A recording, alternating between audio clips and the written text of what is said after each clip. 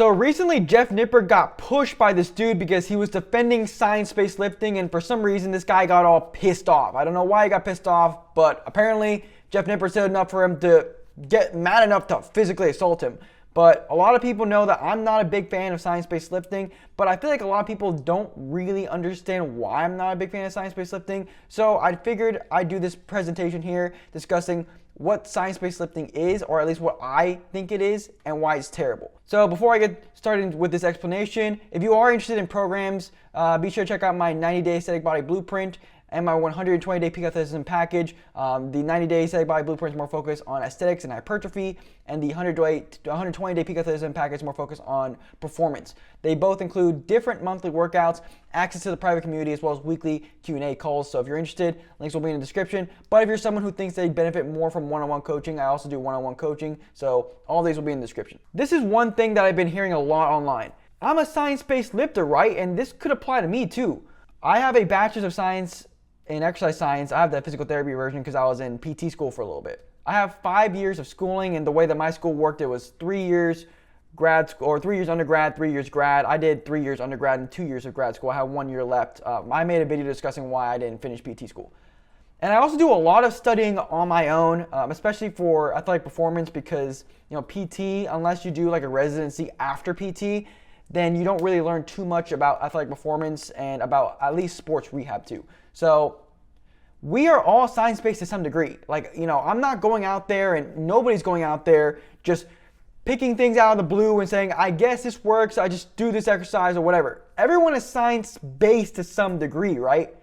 But I still wouldn't classify myself as a science-based lifter, and I've seen people say, oh, well, I use strength and conditioning principles, so I'm a science-based lifter. I'm going to take Jeff Nippert's side so I can get his fans. It's like, I actually saw someone fucking do that. He's like, oh, come and try and confront me and see what happens. It's like, dude, all right, you're not going to get his fucking fans, and at the end of the day, you're not a science-based lifter just because you use strength and conditioning principles. What is a science-based lifter? I figured I'd make my own definition of a science-based lifter because, again, it doesn't seem like people really know what a science-based lifter is. And also, when I mention science-based lifter, I want you guys to know what I'm referring to.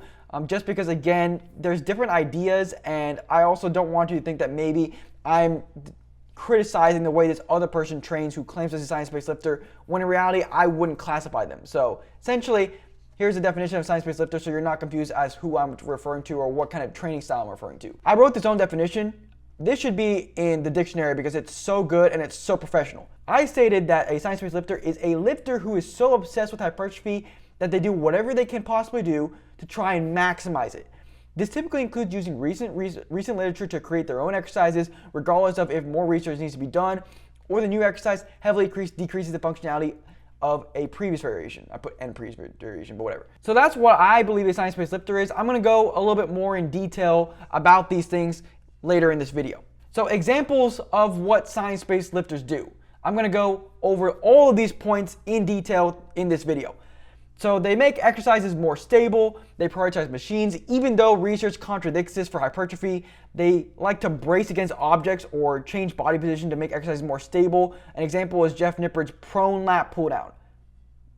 I'm not even joking. Prone lat pull down. Bro went prone like he's playing Call of Duty, and he's got people trying to shoot him while he's doing a lat pull down. That is one of the craziest things I've ever seen. And then they also perform exercises sitting rather than standing. That's kind of like bracing against an object. Some of it, I mean, if you're doing like an overhead press where you don't have back support, it's a little bit different, but still essentially these things are kind of the same thing. And then I put technically lifting straps because the point of making exercises more stable is to take other muscles out of the exercises, and that's what lifting straps do. They take the grip or the forearms out of exercises. They also like to do super range of motion. So ass to grass squat movements. So when I say squat movements, that also includes leg presses. So they like to do super deep leg presses, other super range of motion exercises. So super range of motion lateral raises, super range of motion bench press variations, any sort of exercises that prioritizes a deep stretch. Again, I'll go more in detail later in this video. They also have a heavy lengthen bias. This includes them selecting incline bicep curls over other bicep curl variations because it has the shoulder extended, which puts the bicep in a little bit more of a stretch. Also prefer to do seated leg curls over lying leg curls. And they also have a heavy isolation bias. They use machines and other techniques to isolate specific muscles. Lifting straps, again, technically included on this one because they don't want the lifting straps to be included in the exercises. So, first point is them making exercise more stable. More stability is not better. This is a big reason, and I'm essentially going to be discussing each point and then discussing why they're not. I don't think it's better. So, more stability is not better. Machines bracing against an object, sitting down, or at this point laying down, which is crazy, is what they do to make exercises more stable. But according to recent research, machines don't build more muscle, which is the crazy thing.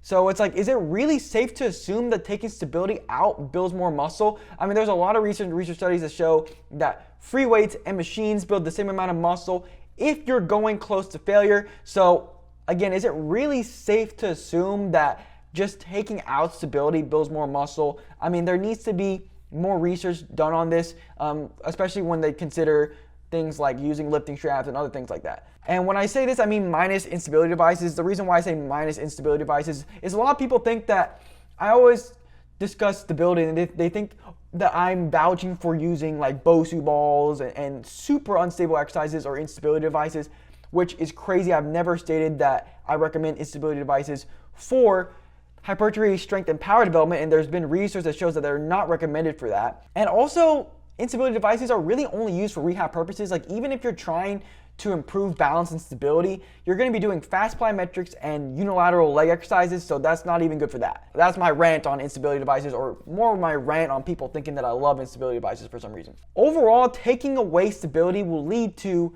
decreased core stability and decreased balance. At the end of the day, what taking stability out does is it decreases the need for core stability and decreases the need for balance. But if you're not working on balance, if you're not working on core stability, it's going to lead to decrease in both of those. So what does this lead to? Well, it increases injury risk outside the gym. And that's kind of a no-brainer, right? If you have low balance, you're obviously, for balance in particular, it does increase the chance of a lower extremity injury, so ankle, knee, hip, whatever. And even with trunk stability, shoulder stability, hip stability, people don't understand that core stability technically refers to the trunk, shoulder, and hip, so the entire core here. So, you know, you're going to have a higher chance of some sort of hip injury. You're going to have a higher chance of shoulder injury. And, you know, the hip, having unstable hips can lead to an ankle injury, can lead to a knee injury. There's been studies that show that unstable shoulders lead to an increased risk of elbow injuries. So, you know, decreased stability, decreased balance is going to lead to increased injury risk at other joints, not just at the trunk, shoulder, and hip. And then you're going to have decreased force production outside the gym. An analogy I like to use is sand versus concrete. So sand is obviously not very stable. Concrete is. Where do you think you're going to jump higher? If you're jumping from sand or concrete? You're going to jump higher from jumping from concrete because you have a stable surface to jump off of. Sand, you're not. Sand is a bodybuilder's core, essentially. Concrete is my core because my core is fucking hard. So, no homo. Bodybuilders' cores are like sand. They're soft. This will lead to decreased force production outside the gym because you got energy leakage, and you also have to be able to stabilize your body to produce the maximum amount of force. I know the classic thing is, not every bodybuilder wants to be a fighter. First of all, I don't know why everyone says fighter. It's any sport, and honestly, any daily activity too. Even if that's a claim that you like to make, why would you want to train just for bodybuilding? Don't you want to train for more than that? So, like, wouldn't you want your exercises to transfer outside the gym? At the end of the day, life isn't a fixed range of motion, so you shouldn't be training that way. Real life, are you ever going to have a fixed range of motion? A lot of the times you're not going to have something to brace against, and I would say probably like 99%, and I even think that's being nice.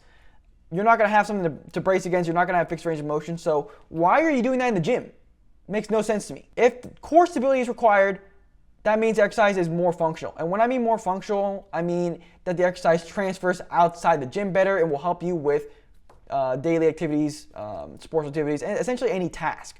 So this was actually mentioned in a strength and conditioning textbook that I read, that exercises that include the core are considered more functional. And again, functional exercise, a simple way to think about it is does this exercise transfer outside the gym? Well, is it an optimal way to transfer outside the gym? Because when I say optimal, because, you know, I've had a lot of bodybuilders be like, whoa, leg extensions and leg curls are functional because it works on my knee flexors and my knee extensors, and I need those outside the gym, man. It's functional.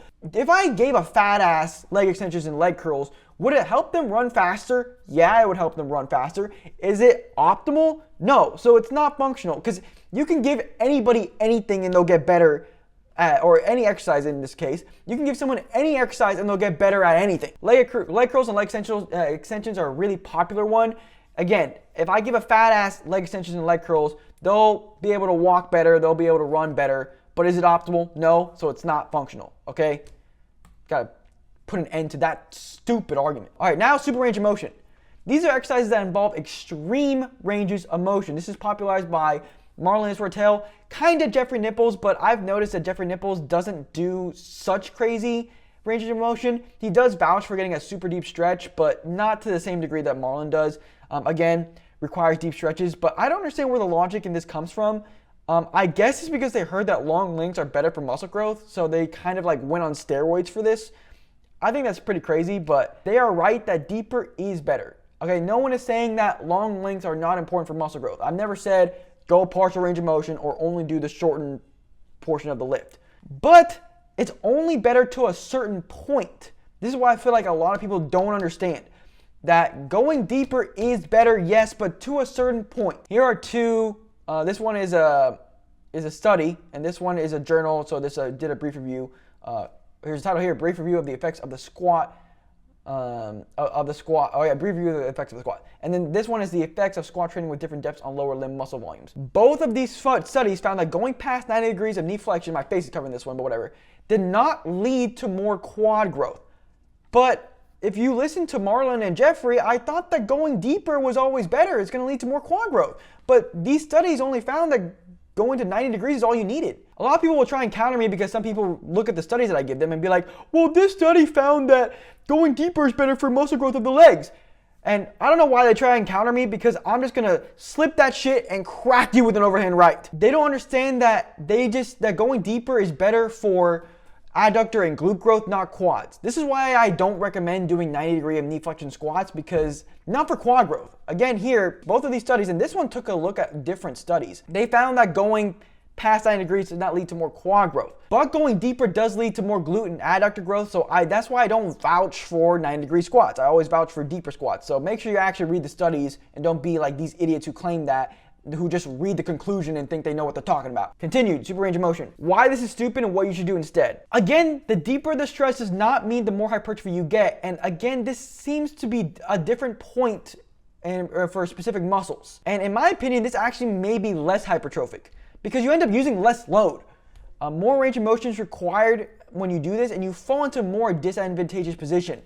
A good example I like to use is Dr. Mike's incline bench press. That has to be one of the most ridiculous things I've ever seen. So his super range of motion incline bench press leads to wrists and elbows not being stacked, and it's clear. How are you going to be able to use a lot of weight if your wrist is falling inwards and your elbow is not stacked? I mean, if you do use a lot of weight, you're going to get freaking hurt. Another example is deep squats usually require compensations at the low back and ankle, so you're not actually getting more range of motion at the hips and at the knees directly.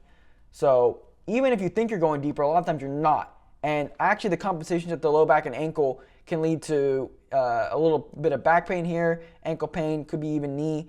You end up getting hurt in other areas by going deeper. Weightlifting more like loaded stretching. They've turned weightlifting into loaded stretching. It's freaking ridiculous. Like, let mobility training be mobility training.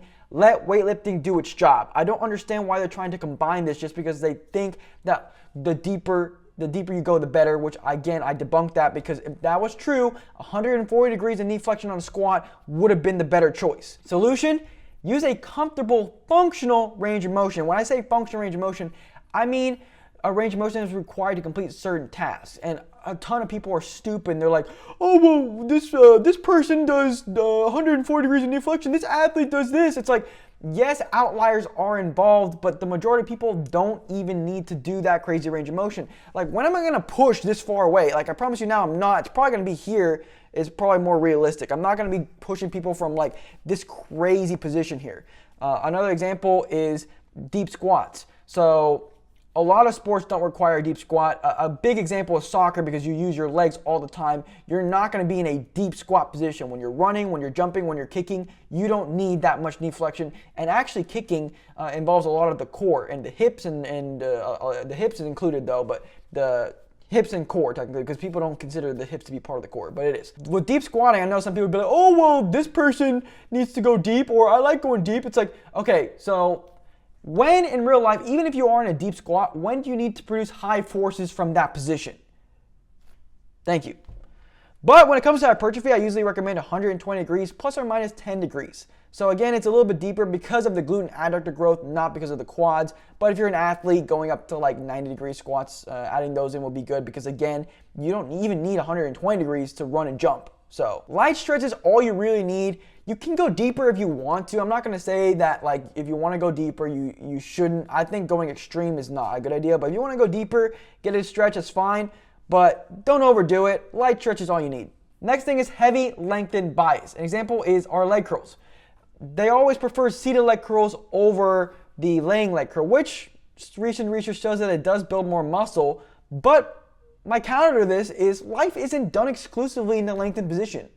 You use every muscle in a variety of different positions. This is why I always say train muscles in a variety of different positions, because you have to use them in different positions in real life, and this will allow you to be strong at all muscle lengths, and you'll get complete muscular development. When I say complete muscular development, some muscle heads and fibers are more active at certain positions, and a lot of people try and memorize it. It's ridiculous. You don't have to, because as long as you train them at a variety of different positions, you're going to get complete muscular development. I go in depth on this a lot on the back, actually, because I discuss different grips and stuff like that. I have a video about back development, I think, but essentially, when you train muscles in a variety of different positions, you get complete muscular development anyways. So that's another reason why you should be doing that. So again, they have a heavy lengthened bias. How about we train muscles in a variety of different positions? And they also have a heavy isolation bias. So the more stable exercises technically falls under this category because they don't want other muscles getting involved. And again, I added lifting straps because that's kind of the goal of lifting straps as well. They typically select isolation movements over compound lifts. The most common is leg curl over RDL. This has to be the most stupid. The RDL is a hinge movement, and it's a foundational human movement, and it's a great compound lift. But bodybuilders always pick the leg curl over it. Why are they doing that? Like, if you do leg curls in addition to RDLs, then I don't have that much beef with the leg curl. But why are you doing it over the RDL? The RDL teaches the hamstrings to work with the glutes as well as the back extensors. And it's a closed chain leg movement, so unlike the leg curl, the closed chain leg movements are actually more realistic, especially for sports. So you should be doing an RDL over the leg curl, but again, they choose to do leg curls over RDLs. Makes absolutely no sense. And when it comes to the leg curl, when do you bend your knee at high forces? Pretty much never. Hinging is super beneficial, not only for just picking things up in real life, but also hinging is the horizontal component of locomotion, so running and walking. So it's just far more beneficial. Again, if you want to do both, that's good because the leg curl can be good for improving knee flexion strength and preventing hamstring injuries. So definitely doing both is a good idea, but doing the leg curl over the RDL is ridiculous. Another issue with the heavy isolation bias is that isolation is incredibly unrealistic. I kind of touched on that with the leg curl and RDL. But when you're trying to produce the most amount of force you possibly can, which you're gonna do in real life and sports, why would you use one muscle? Why wouldn't you use a bunch of muscles so you can produce the most force? And also, in life, you're gonna have to use stabilizing muscles. Again, life isn't a fixed range of motion, so you're gonna have to use your stabilizers. So why not use them in the gym? Core stability is needed when standing up, so this involves more like having things to brace against, stabilizing the trunk. You ain't lifting anything in real life sitting down or laying down at this point, Jeffrey. So why are you doing that in the gym? Should be doing stuff standing up. An exercise hitting multiple muscles is not a bad thing. I don't understand why there's this narrative that if an exercise doesn't just hit one muscle or focuses only on one muscle, that's a bad thing. Yes, isolation exercises have their place, but just because an exercise is not an isolation exercise doesn't mean it's a bad thing. A deadlift hits a lot of muscles. Is it a bad thing? No. Bench press hits a lot of muscle. It hits the shoulders too. It hits the triceps as well as the chest. Is that a bad thing? No, that's a good thing. Rows, etc. Rows hit the biceps. Is that a bad thing? No. Isolation exercises are not better than compound lifts, and they both have a place in your routine, especially in a hypertrophy-focused routine. In summary, science-based lifting sucks, not because they use science, but the way they use science. Okay, like I said before, we're all technically science-based lifters if you use it in a really basic sense. Because a lot of times they make assumptions based on research and oftentimes insufficient research. When I say insufficient research, a lot of them will see one study and completely change an exercise or completely change their workout plan. And a lot of them, they use newbie lifters and they respond to cardio. They build muscle using cardio. There's actually been a research study that shows that. So, you have to take those with a grain of salt. Science-based lifting also sucks because it heavily decreases functional and athletic benefits in the hope of building more muscle. And by hope, I mean a lot of the stuff they say, like the free weights versus machines, like research doesn't necessarily back it. The deep stretch, I mean, there has to be more research if going extreme is more beneficial. And like I said before, if going extreme was beneficial for every muscle, and not only just every muscle, but in general, why would you build more muscle in the quads by doing 140 degrees of knee flexion?